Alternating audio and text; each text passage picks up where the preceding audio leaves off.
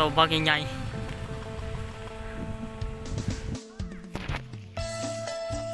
ตอนนี้ก็กำลังมาฮอดวัดทำของมาเนาะทีมงานเขา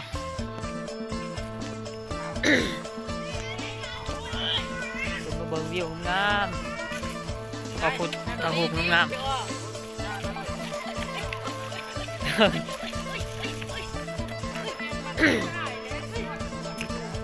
แต่เกิดเป็นคนเขาก็เคยมาเท่านึงพี่น้องเอ้ยบุญคำบุญสู้แล้วมื้อนี้ได้มาเฮ็ดบุญ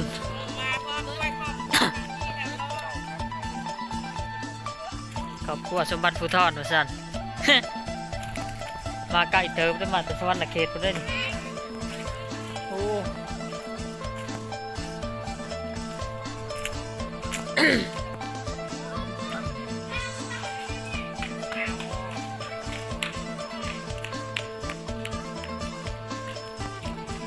เบิ่งวิวงามอยู่เถิงคักๆ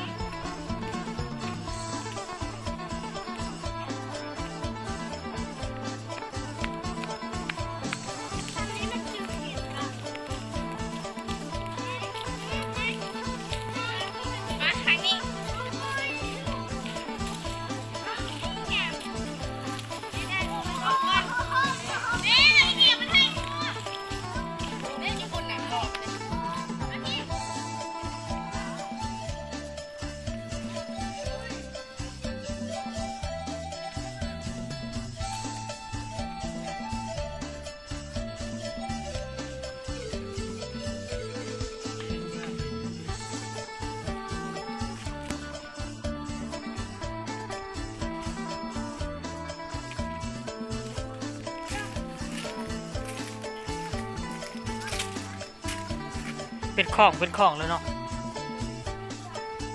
คัก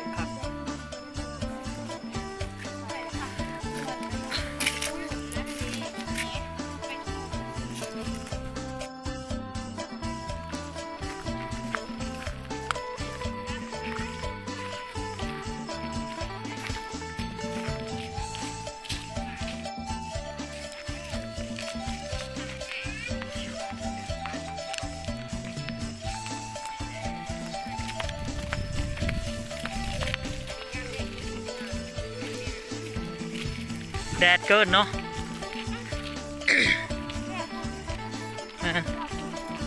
อยู่ไหนเนี่ยเพิ่นอยู่อ่ะ มีประตูปิดข้างใน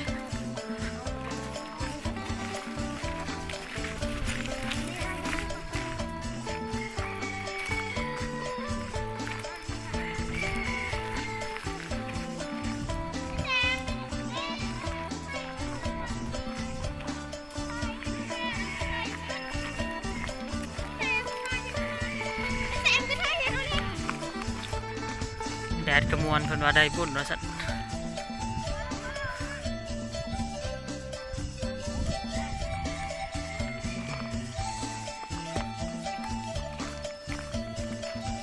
มวนเสียงนกเขาเลยเด้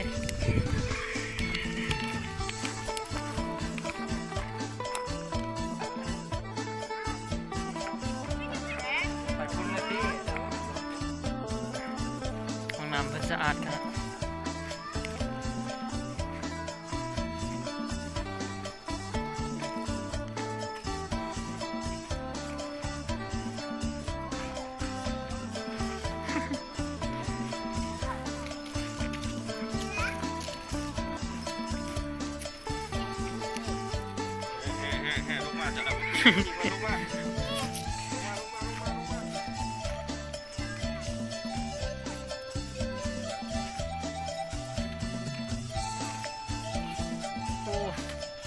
อยู่ในพี่เย็นดีขนาด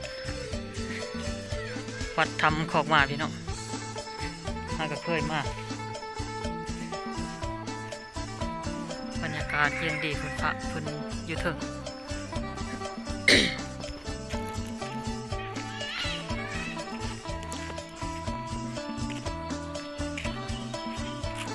ตัวนี้กลมยังพวกนี้นะ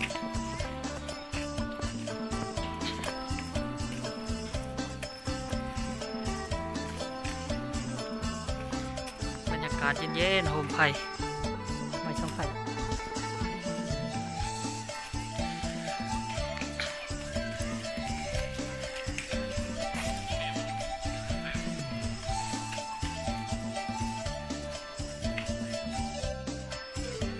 เขาเพิ่น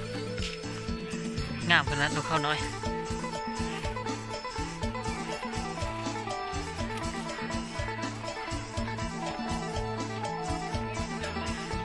คันมวนแทนนกเขานี่น่าจะเป็นไก่ปลาปะไก่ปลาก็มาอยู่เลยนี่นกโยงเพิ่น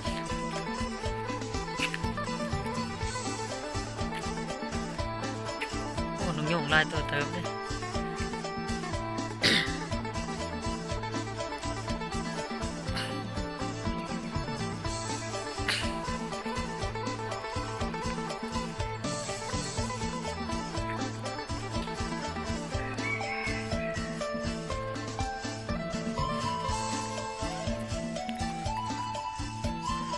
งามแทนนกโยง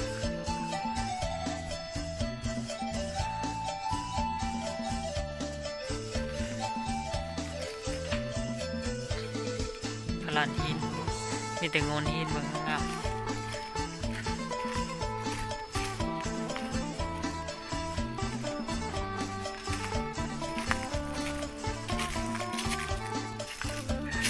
โอ้โหลีอยู่ได้ทำ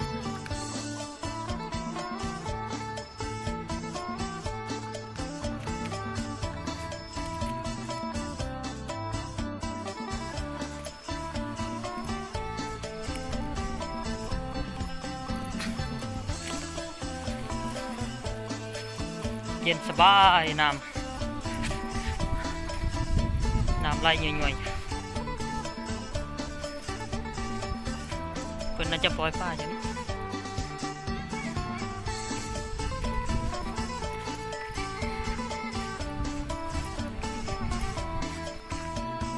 วันพักวันพรถึงวันสิ้นอีกพอดีหมอเจาะ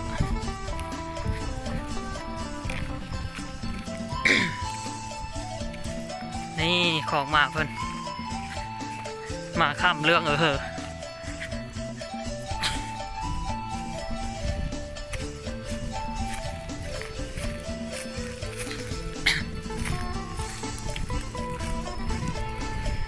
ี่ของมาเพิ่น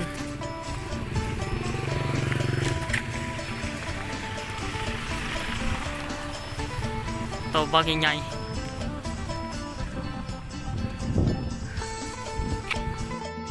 จะได้บุญนี่เอ้าเลือกเอ้า